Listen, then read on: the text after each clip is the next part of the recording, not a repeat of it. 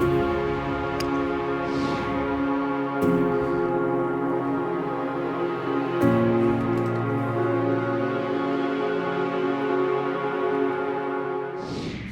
morning, Miracle Swingers. I'm sad to report that the Ben Hogan Golf Equipment Company has closed its doors once again. Now, I will say, mighty good go of it. I think the golf equipment business is perhaps the hardest business in golf to compete in. You've got the majors like TaylorMade, Callaway, and Titleist, and Ben Hogan is kind of a niche brand. But I'll tell you, I always believed Ben Hogan should be one of the big brands. And let me tell you why. I think if Ben Hogan had never played a round of competitive golf, he would be one of the top 3 club makers in history. Okay? Ben Hogan was one of the greatest competitors. He was one of the most important instructors. His book, 5 Lessons, has influenced more golfers than any other book. And he had the greatest comeback in history. Now, there's 2 other elements. He's one of the greatest club makers of all time.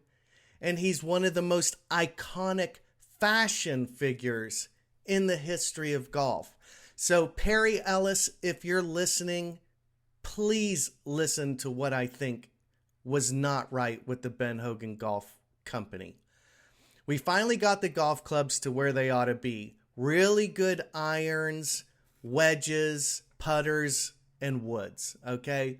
Very, very important, of course. You got to have great golf clubs if that's what you're selling. Well, these were premium, and they were at a really, really affordable price, which is unbelievable. But there was almost no social media.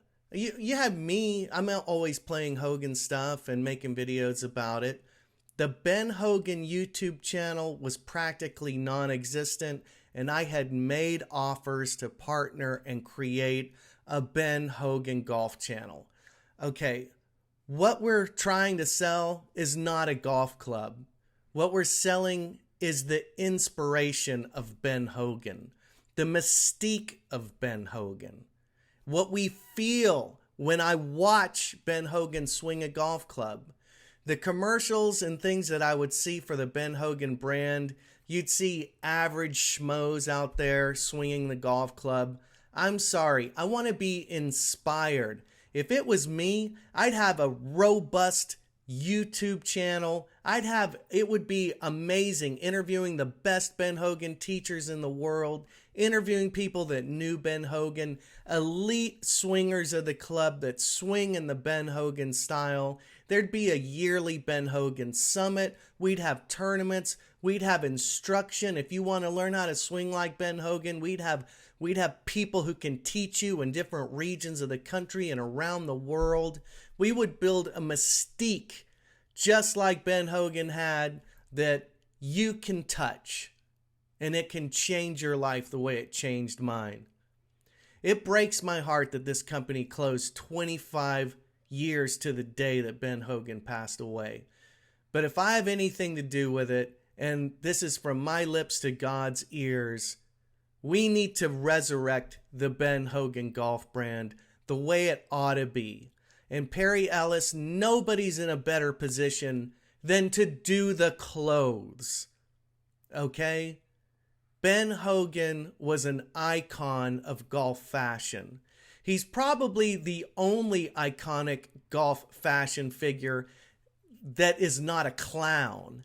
Most of the people we think of as iconic fashion figures in golf are like Doug Sanders. God bless him. I love Doug Sanders.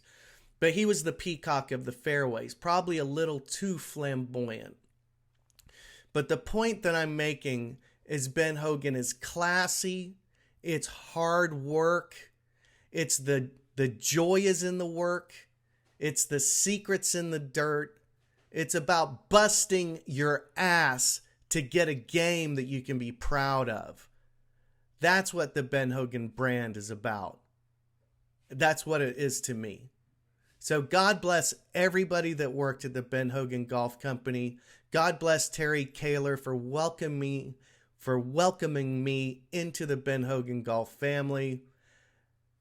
And I want to just leave you with a segment from my film, Mr. Hogan, where I got to visit the Ben Hogan Golf Equipment Company.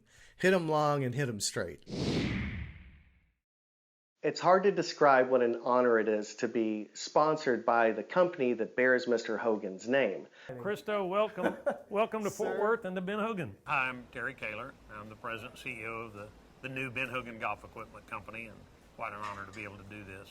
My father played golf with Mr. Hogan before the war, and I grew up with Ben Hogan wit and wisdom as part of my golf education. Well, this is terribly exciting. So Christo, Kevin McCarthy is our Kevin, customer care supervisor. How are you, sir? Christo Garcia is doing a documentary on Ben Hogan, and we're a big part of that.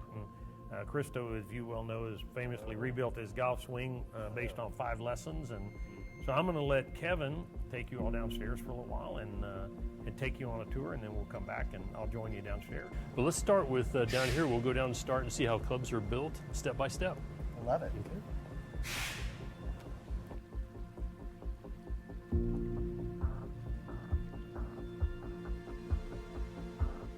What happens is they bring the shafts out here, okay, and then we'll put whatever grip that you want on here, and then the folks here will start pulling heads. So, for example, this is the Fort Worth 15 20-degree bin. So if you're ordering contained or included a 20-degree club, then they would pull a head out, okay.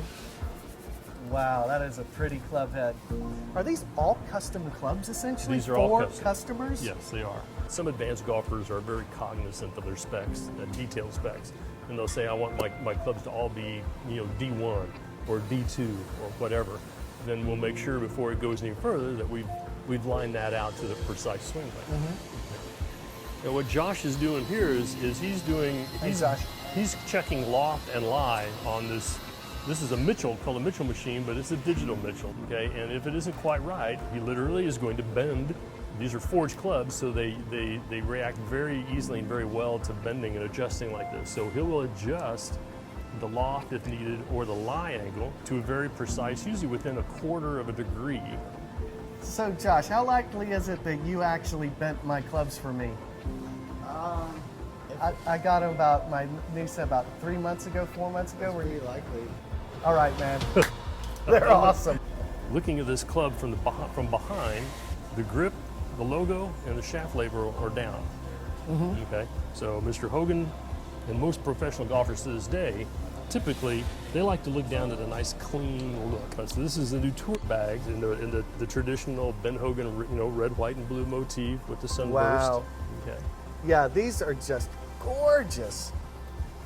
I think you'll find this of interest. This is something that our team down here put together. There's a sample club head from 1953 on, which is when the year that Mr. Hogan started the company.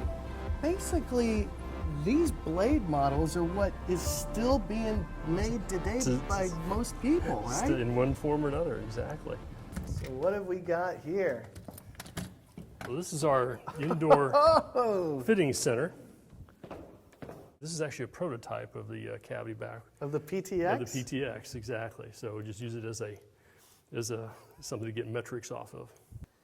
I'm dead cold, but it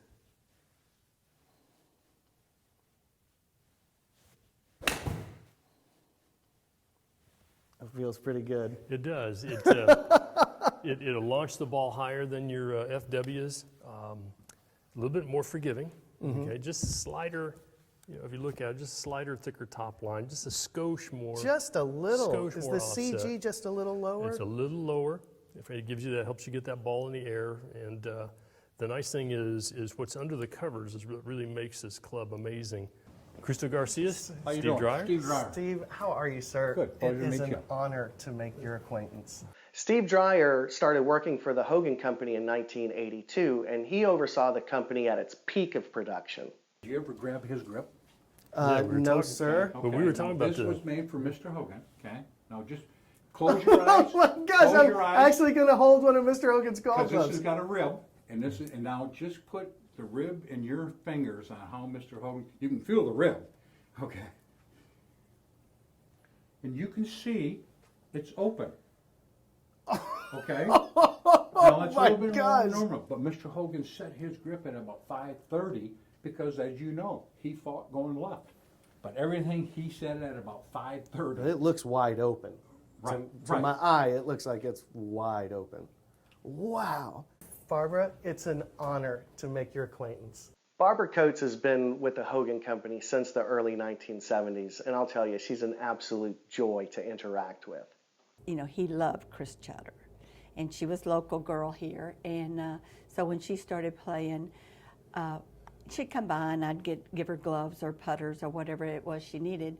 And so Mr. Hogan knew that I did this, and so he said, "Oh yes, come on in, sit down." And I was in his office like 45 minutes. He gave me a play-by-play of Chris's game the day before. You know, it was almost like he was waiting for somebody to come in there and talk to this, and I just, great timing. There I was, you know. And everybody's wondering, what is she doing in there so long? What is she doing in there so long? And then I tell people about it, and they say, "You spent 45 minutes with Mr. Hogan?" I recently had the chance to meet Chris Cheddar in person, and I'm thrilled that she's agreed to be a part of my documentary. This is my new friend. That's Chris Cheddar. It sure is. Mr. Hogan adored her.